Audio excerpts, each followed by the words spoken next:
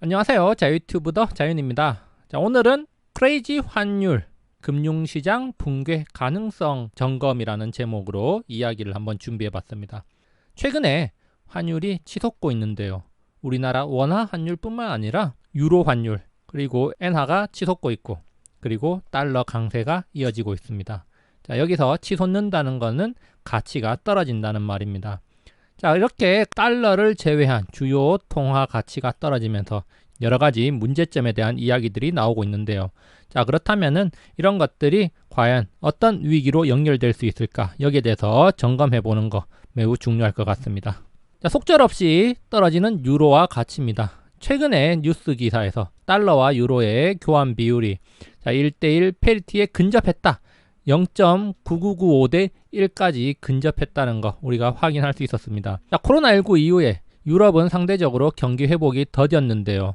자, 거기다가 우크라이나와 러시아 전쟁이 벌어지면서 러시아에서 공급받는 가스, 에너지 문제도 불거지기 시작했습니다. 자, 그러다가 최근에 러시아의 가스 공급 중단 우려가 발생하면서 경제 위기 우려가 더 커졌는데요. 자, 그러면서 이제 유로가 더욱더 치솟는 결과가 나타났습니다. 자, 그래서 실제로 러시아에서는 이 노드스트림 1번 밸브를 잠궈버렸습니다.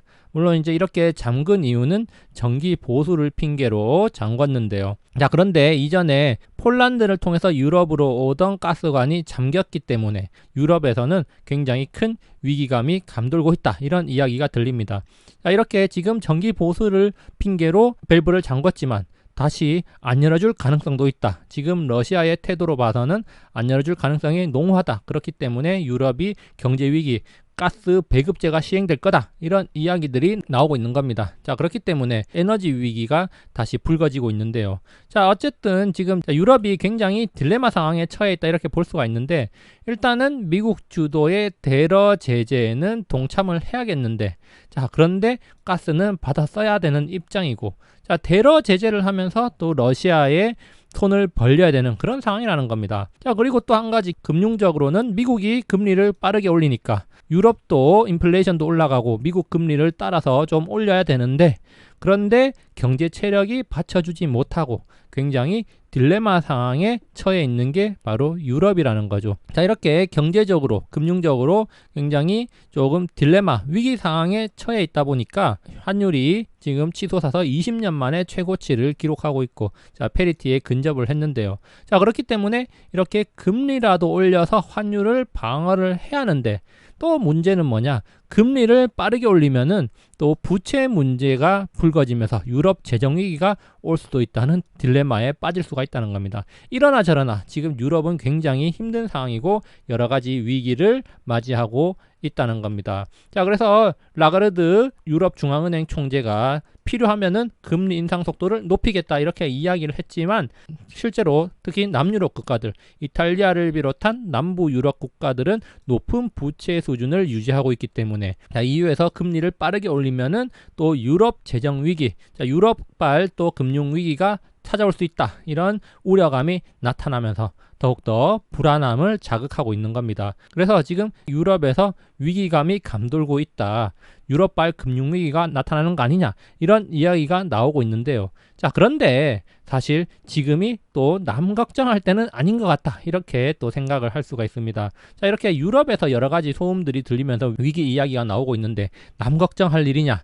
자, 그게 아니라 지금 우리나라만 봐도 유로화의 영향을 또 받고 있긴 하지만 자, 우리나라 원화 가치 금융위기 이후의 최저 수준이다. 다시 말해서 환율이 지금 폭등을 해가지고 금융위기 이후 최고 수준까지 가버렸습니다. 자, 팬데믹 이전 수준을 예전에 넘어섰어요. 그렇기 때문에 지금 굉장히 큰 위기에 우리나라도 처해 있다. 환율적인 측면에서 말이죠.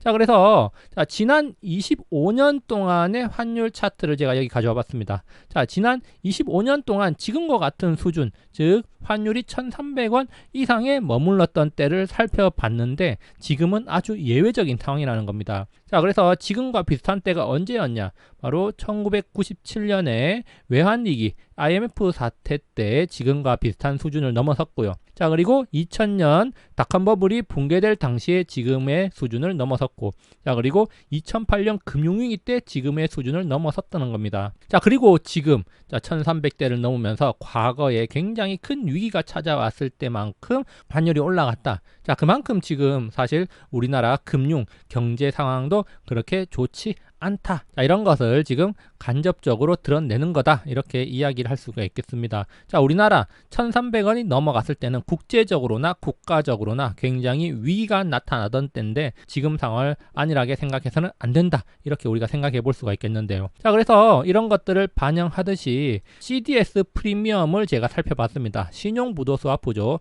자, 그래서 국가 부도가 발생할 확률이 얼마나 되냐. 자, 이것을 가늠할 수 있는 지표라고 할 수가 있겠는데, 자, 지금 여기 보시면은 쭉 2019년 12월에 굉장히 낮았던 게 CDS 프리미엄이 팬데믹 때 굉장히 많이 올라갔죠. 그래서 56까지 올라갔었던 게 바로 팬데믹 때입니다. 팬데믹 때 굉장히 큰 위기가 찾아왔었잖아요. 전 세계적으로. 그래서 CDS 프리미엄이 치솟습니다. 그러다가 곧바로 이렇게 쭉 떨어지면서 약 2년 동안 굉장히 안정적인 수준으로 갔었는데, 자, 그런데 이 CDS 프리미엄이 올해 3월 이후에 급등하기 시작해서 지금 57 수준까지 올라왔다는 겁니다.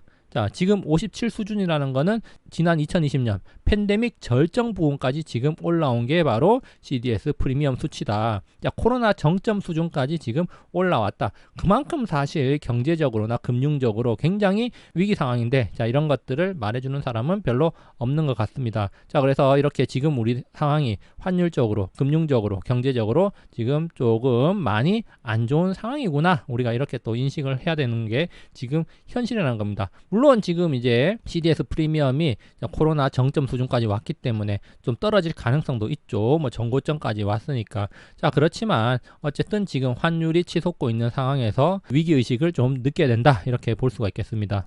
자, 그래서 우리의 지금 이제 관건은 이거죠. 환율이 과연 내려갈 것인가? 뭐 유로 환율이 내려가든 우리나라 원화 환율이 내려가든 어쨌든 내려가 줘야 되죠. 자, 내려갈 것인가? 이것을 생각해 봐야 되는데, 자, 그러니까 지금 이 환율을 조금 방어하기 위해서 자, 한국은행 빅스텝을 밟을 것이다. 이런 이야기가 나오고 있습니다. 물론 우리나라 지금 물가도 굉장히 높아요. 그렇기 때문에 물가도 잡고 또 고환율도 잡고 두 마리 토끼를 다 잡기 위해서는 빅스텝은 필수다. 그러면서 또 일각에서는 자이언트 스텝 견해까지도 나오고 있습니다.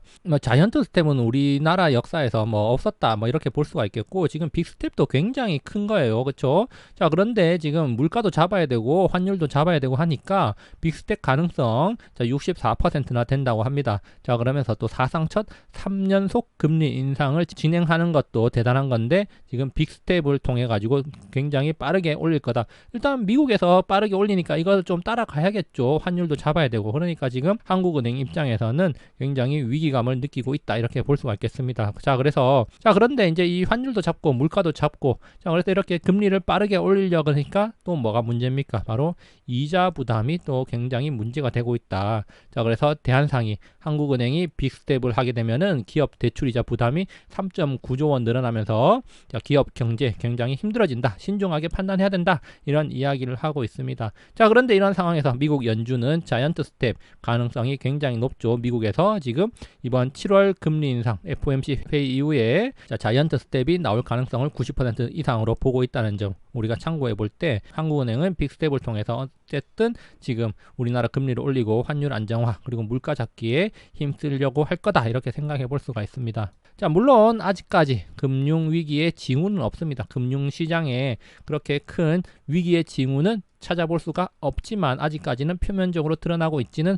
않지만, 자, 그렇지만 지금 유럽이든 한국이든 미국 따라가려다가 가랑이 찢어지고 있는 상황이 연출되고 있다. 가랑이 찢어지고 나면 어떻게 됩니까? 달리지도 못하고 걷지도 못하고 쓰러지겠죠. 자, 유럽 경제 체력이 받쳐주지 못하는데 금리를 올려야 되고, 자, 에너지 위기가 지금 경제 위기로 확장될 가능성이 있다. 자, 러시아가 그냥 밸브를 잠가버리면 어떻게 됩니까? 유럽 에너지 위기가 현실화되고 결국에는 경제 위기로 또 전이가 되고, 자, 이것이 유럽 경제 위기는 아시아로 또 전이될 수가 있고 글로벌 경제 위기로 확장이 되면서 지금 굉장히 또 안 좋은 상황이 연출될 수도 있다. 있다 이렇게 또 생각을 해볼 수가 있는 겁니다. 결국에는 지금 유럽의 키는 푸틴이 쥐고 있는 거예요. 자, 그래서 이 푸틴은 또 그런 것들을 이용하고 있는 거죠. 자, 뭐 한국도 마찬가지입니다. 한국도 물가도 잡아야 되고 환율도 잡아야 되는데 미국은 자이언트 스텝을 갈 것이고 또 한국은 빅스텝을 준비하고 있다. 결국엔 뭐 빅스텝을 가야지 어쨌든 조금이라도 격차를 줄일 수가 있겠죠. 어쨌든 격차가 벌어지는 걸 좀 막는 거고 환율 방어에 도움이 되겠죠. 자, 그런데 문제는 기업 가계의 이자 부담이 높아지는 거고, 자, 그리고 지금 현재 CDS 프리미엄이 굉장히 높아지고 있다. 자, CDS 프리미엄이 높아진다는 건 무슨 뜻입니까? 바로 국가 부도 가능성이 높아진다는 건데, 지금 현재 우리나라 코로나 정점 수준까지 이미 CDS 프리미엄이 넘어왔고 더 높이 올라간다면은 최근 몇 년 동안 전례 없던 국가 위기 가능성까지 또 그렇게 염두를 해둬야 된다는 겁니다. 자, 특히 우리나라 돈풀기가 많았지 않았습니까? 물론 이제 코로나 영향도 있었지만 그 과정에서 계속해서 이제 OECD, 자, 그리고 IMF에서 여러 가지 이야기들이 나왔습니다.